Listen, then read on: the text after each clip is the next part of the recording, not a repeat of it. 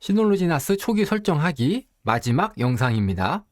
나스를 사용하는 데 도움이 되는 내용 몇 가지 더 알아볼게요. 우선 시놀로지 나스라면 반드시 사용해야 하는 기능 알아보고요. 그 다음에 나스 유지 관리에 도움이 되는 설정 알아보겠습니다. 파일 복원하는 기능 설정하기, 스냅샷 레플리케이션, 정말 유용한 기능인데요. 나스에 저장한 파일의 과거 버전을 사용하는 기능이에요. 파일이 깨지거나 랜섬웨어에 감염되거나 또는 오늘 편집한 내용이 마음에 들지 않아서 어저께 내용으로 되돌리고 싶은 경우 어제든 그제든 과거 버전의 내용을 다시 사용을 할 수가 있어요. 스냅샷 레플리케이션은 내용도 많고 기능도 많아서 별도의 영상으로 다뤄야 하는데요. 이번 영상에서는 긴 설명하지 않고 세팅하는 방법만 짧게 알아볼게요. 우선 패키지 센터에서 스냅샷 레플리케이션을 설치를 해야 돼요. 스냅으로 검색하면 나오거든요. 설치 누르고요. 예. 실행하고요. 설치한 다음에는 과거에 어떤 파일을 사용할지 설정을 해야 됩니다. 과거의 파일 아무거나 사용할 수 있는 게 아니고요. 미리 정해놓은 날짜와 시간의 파일만 사용할 수 있거든요. 그래서 공유 폴더마다 설정을 해야 돼요. 저는 한 번에 설정을 할 거예요. 제일 위에 있는 폴더를 클릭, 그 다음에 키보드의 Shift 키를 누르고 제일 아래에 있는 폴더를 클릭. 그러면 다 선택되고요. 설정 클릭, 스냅샷 예약 활성화, 매일 22시, 보존은 10개, 확인, 스케줄은 22시, 보존은 10개. 이렇게 설정하면 사용할 수 있는 파일은 어제 밤 10시, 그저께 밤 10시, 그저께 밤 10시. 이런 식으로 밤 10시 시점에 파일이 되는데요. 그렇다고 한 달 전, 두 달 전 파일까지 사용할 수 있는 건 아니에요. 왜냐하면 보존 개수가 10개이기 때문에 최대 10일 전 밤 10시 시점의 파일까지만 사용할 수 있어요. 스케줄 설정과 보존 설정을 어떻게 하느냐에 따라서 사용할 수 있는 과거 버전의 파일이 결정됩니다. 지금은 스냅샷이 하나도 없으니까 스냅샷을 촬영을 한번 하고요. 복원하는 방법 보여드릴게요. 지금 스냅샷을 2개 촬영했는데요. 파일을 복원할 때는 폴더를 마우스 우클릭하잖아요. 그러면 이전 버전 복원이 있고요. 이걸 클릭하면 사용할 수 있는 과거 버전이 여기 떠요. 지금 2개 만들었잖아요. 목록을 더블 클릭하면 그 시점에 파일이 보이는 거예요. 프로그램이 오작동해서 파일이 깨지든 랜섬웨어에 감염돼서 파일이 암호화되든 어젯밤 10시 또는 그저께 밤 10시의 내용을 볼 수가 있고요. 그 파일을 복사해서 사용을 하면 되는 거예요. 유용한 기능 또 한 가지, 퀵 커넥트라는 게 있어요. 설정하는 거는 여기에 단어 하나 입력하면 끝인데요. 우선 설정을 하고 설명을 드릴게요. 제어판, 외부 액세스, 퀵 커넥터 선택되어 있고요. 활성화에 체크하고 여기에 단어 하나 입력하면 돼요. 저는 나스 에드나로 할게요. 정상적으로 설정이 되면 이런 화면이 나오고요. 이거는 웹브라우저에서 접속할 때 사용하면 되고, 요거는 시놀로지에서 제공하는 프로그램 있죠. 스마트폰 앱이나 컴퓨터에 설치해서 사용하는 프로그램. 거기에서 사용하면 됩니다. 스마트폰 앱 화면 볼게요. 나스에 접속하려면 주소를 입력해야 하는데요. 주소는 2가지를 사용할 수가 있어요. 도메인 이름으로 된 주소하고 퀵커넥트 아이디. 도메인 이름은 포트까지 같이 적어줘야 하고요. 퀵커넥트 아이디는 짧게 이렇게만 적으면 돼요. 차이점을 볼게요. 도메인으로 접속하는 경우 회사 밖에서 접속하려면 지난번에 다뤘던 포트 포워딩이 되어 있어야 해요. 포트 포워딩이 안 되어 있으면 접속이 안 돼요. 퀵커넥트 아이디로 접속하면 포트 포워딩이 되어 있으면 도메인 이름으로 접속할 때와 마찬가지로 그냥 접속이 되고요. 공유기에서 포트 포워딩이 안 되어 있더라도 접속이 돼요. 대신에 포트 포워딩이 안 되어 있을 때는 대만을 경유해서 오거든요. 그래서 속도가 느려요. 사무실 안에서 접속하는 경우 이때도 차이가 있거든요. 사무실 안에서 도메인으로 접속을 하면 공유기까지 갔다가 다시 나스를 가게 돼요. 공유기가 있고 PC가 있고 나스가 있잖아요. 도메인으로 접속을 하면 컴퓨터에서 공유기를 갔다가 다시 이렇게 가는 거예요. 굉장히 비효율적이에요. 공유기에 부하도 많이 걸리고 이 부분에서 트래픽이 2배가 발생하기 때문에 속도도 느려요. 그리고 공유기가 루프백이라는 기능도 지원해야지 접속이 돼요. 도메인이 아니라 퀵커넥트 아이디로 접속을 하잖아요. 그러면은 그림은 컴퓨터인데 스마트폰도 마찬가지예요. 사무실 안에 있으면 공유기로 안 가고 다이렉트로 나스로 가요. 나스의 사설 IP로 직접 접속을 하는 거예요. 그래서 공유기가 루프백 기능을 지원하든 안 하든 상관없이 접속이 되고 속도 저하도 없어요. 그래서 시놀로지에서 제공하는 프로그램을 사용할 때는 유소의 퀵커넥트 아이디를 사용하는 게 더 좋을 수 있어요. 퀵커넥트 아이디를 모든 곳에 쓸 수 있는 건 아니에요. 시놀로지가 제공한 프로그램이 아닌 프로그램이 있죠. 파일질라나 레이드라이브 같은 그런 프로그램에서는 사용 못하니까 그런 프로그램에서는 도메인 주소로 접속을 해야 하는 거예요. 웹브라우저에서 접속하는 거 해볼게요. 퀵커넥트 아이디는 뒤에 써도 되고 앞에 써도 돼요. 저는 뒤에 쓸게요. 도메인 이름으로 접속했을 때와 마찬가지로 접속이 되죠. 공유기에서 포트 포워딩을 하지 않았을 때예요. 이때는 해외를 경유해서 오고요. TW가 대만의 국가 코드거든요. 주소에 있는 국가 코드를 보면 어느 나라를 경유해서 접속이 됐는지 알 수가 있어요. 그리고 사무실 안에서 접속할 때 주소에 사설 IP가 이렇게 적혀 있으면 다이렉트로 접속이 된 거예요. 도메인 주소하고 퀵커넥트 주소를 상황에 맞게 잘 섞어서 사용하시면 됩니다. 아주 유용한 기능 2가지는 이렇게 안내를 해드렸고요. 나스 유지관리에 도움이 되는 설정 알아볼게요. 파일 사용한 이력을 오랫동안 보관하기, 로그센터. 시놀로지 나스는 기본적으로 파일을 사용한 이력이 기록이 됩니다. 누가, 언제, 어디서, 어떤 파일을 생성했는지, 삭제했는지, 이름을 바꿨는지, 내용을 수정했는지 이런 내용이 기록이 되거든요. 그런데 이 기록은 개수가 정해져 있어요. 최대로 기록할 수 있는 개수에 도달하면 오래된 기록은 지워져요. 그래서 오래된 기록을 지우지 않고 더 오랫동안 보관하도록 설정을 할 거예요. 나스의 특정 폴더에 파일 사용한 이력을 저장을 하는 건데요. 저장하는 이유는 파일의 행방을 찾을 때 참고하려고 하는 거예요. 가끔 파일이 없어졌어야 하고 문의 전화가 오거든요. 그럴 때 막무가내로 찾는 것보다는 파일 사용한 이력을 참고하면 쉽게 알 수가 있거든요. 우선 로그를 저장할 폴더를 하나 만들어야 돼요. 공유 폴더, 생성. 저는 이름을 나스 데이터라고 지을게요. 이 폴더는 아무도 볼 수 없게 체크하고요. 다음, 적용. 그 다음에 로그 센터를 설치해야 돼요. 설치가 끝나면 로그 센터를 실행을 하고요.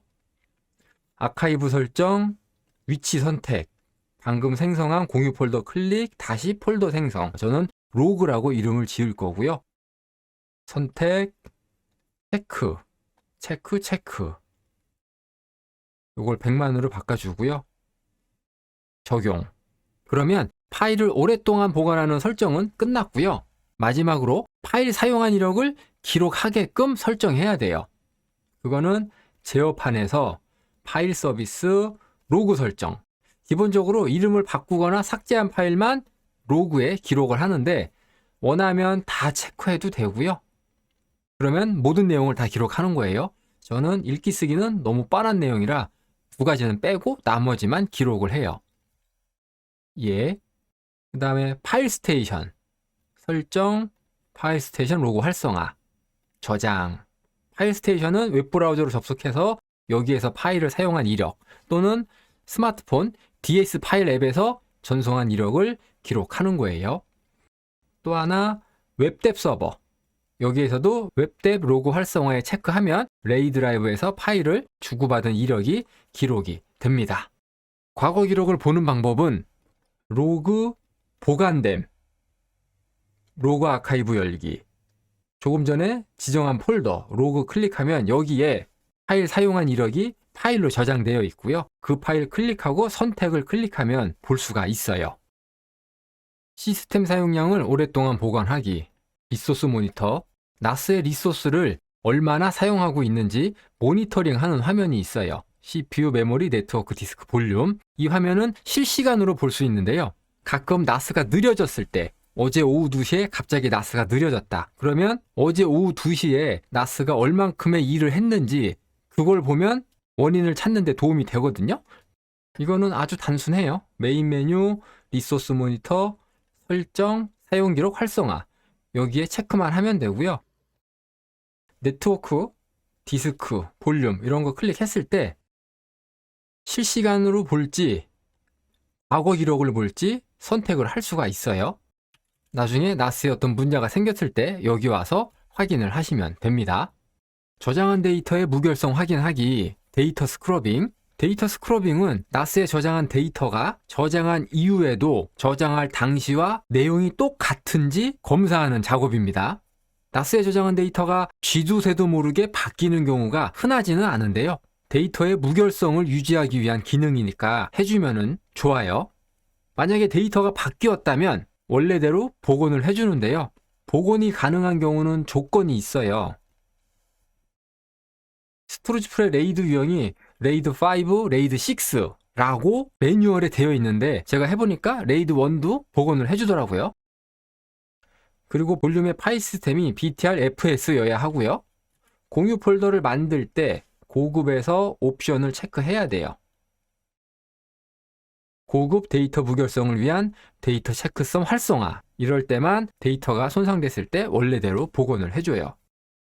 만약에 데이터를 복원하지 못할 경우에는 로그 센터에 파일명하고 체크성 미스매치라는 로그가 생기는데요. 이 파일은 파일이 열리더라도 내용이 바뀐 부분이 없는지 확인을 해야 합니다. 데이터 스크럽 일정을 설정하는 건 저장소 관리자, 스토리지 풀, 데이터 스크럽에서 해요. 체크, 스토리지 풀 체크, 검사 일정을 매월 3개월, 6개월, 매년 중에 선택하면 되는데요. 저는 3개월로 하고요. 나중에 실행을 체크해요. 나중에 실행 체크하지 않으면 지금 바로 검사를 하거든요. 그런데 새 나스에는 아직 데이터가 없잖아요. 그래서 나중에 실행을 체크를 하는 거고요. 저장. 그러면 3개월마다 데이터 스크러빙을 실행을 합니다. 데이터 스크러빙은 디스크의 내용을 전부 다 읽기 때문에 디스크 용량에 따라서 몇 시간도 걸리고 며칠도 걸려요. 하드디스크 테스트하기, 스마트 테스트. 하드디스크는 자체 진단하는 기능이 있어요. 그게 스마트 테스트인데요. 빠른 테스트는 몇 분 걸리고요. 확장 테스트는 디스크 용량에 따라서 몇 시간도 걸리고 며칠도 걸려요.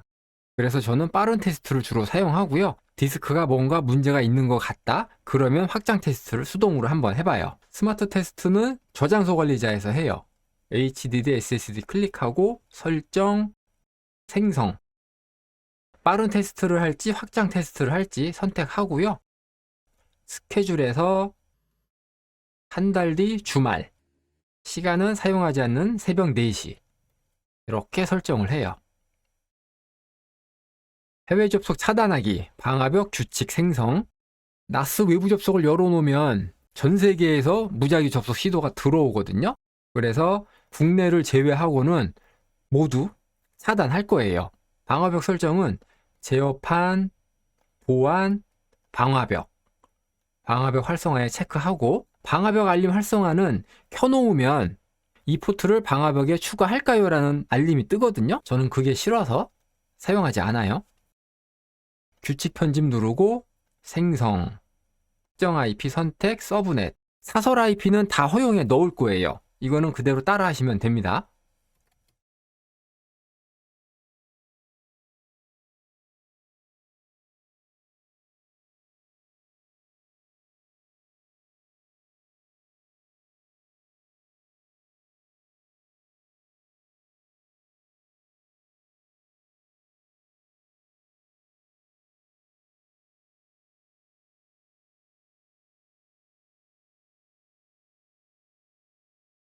이거 세 개는 사설 IP예요. 사설 IP를 다 등록하는 이유는 공유기가 바뀌었을 때 다른 IP를 사용하는 제품으로 바꾸면 접속이 안 되거든요. IP타임 제품은 이 대역을 사용하는데요. KT로 바꾸면 이 대역으로 바뀌거든요. 그러면 접속이 안 돼요. 그러면 NAS 설정하기가 번거로워지니까 사설 IP는 다 등록을 해 놓는 거고요. 맨 아래에 있는 이거는 컴퓨터와 NAS를 직결했을 때 사용하는 IP 대역이에요. NAS에 접속이 안 될 때 공유기, 허브 이런 거 다 제외하고 컴퓨터와 NAS를 랜 케이블 한 가닥으로 연결해야 되거든요. 그럴 때를 대비해서 등록해 놓으면 도움이 됩니다. 그 다음에 위치 선택하고 대한민국, 우리나라는 허용, 나머지 모두 거부. 맨 아래에 모두 거부가 있어야 돼요. 나중에 생성해서 어떤 거를 추가했을 때 모두 거부가 맨 아래 있어야지 의도한 대로 방화벽이 작동을 해요. 확인, 적용. 이렇게 하면 방화벽 설정 끝입니다. 휴지통의 파일을 자동으로 삭제하기. 필요 없어서 삭제한 파일은 휴지통에 들어가는데요. 실수로 지웠을 경우는 다시 꺼내와야 하잖아요. 그래서 삭제한 지 30일이 지난 파일만 휴지통에서 삭제를 하는 거예요. 작업 스케줄러, 생성, 예약된 작업, 휴지통, 스케줄, 휴지통을 비울 시간을 정하는 거예요. 저는 NAS 사용하지 않는 시간 21시 5분으로 할 거고요. 작업 설정, 삭제한 지 30일이 지난 파일만 휴지통에서 지우는 거예요. 확인, 예. 휴지통의 파일을 자동으로 지우지 않으면 수동으로 한 번씩 삭제를 해줘야 돼요. 리사이클이 휴지통 폴더거든요. NAS를 몇 년 사용하다 보면 실제 필요한 파일이 차지하는 용량보다 휴지통에 들어있는 파일이 차지하는 용량이 더 많은 경우도 있어요. 그런데 수동으로 지우려면 번거로우니까 이 기능을 사용하는 겁니다. 이렇게 해서 시놀로지 NAS 초기 설정하는 과정 모두 마무리 지을게요. 이 영상을 시청하시고 NAS를 사용하시는데 도움이 되기를 바랍니다. 시청해주셔서 감사합니다.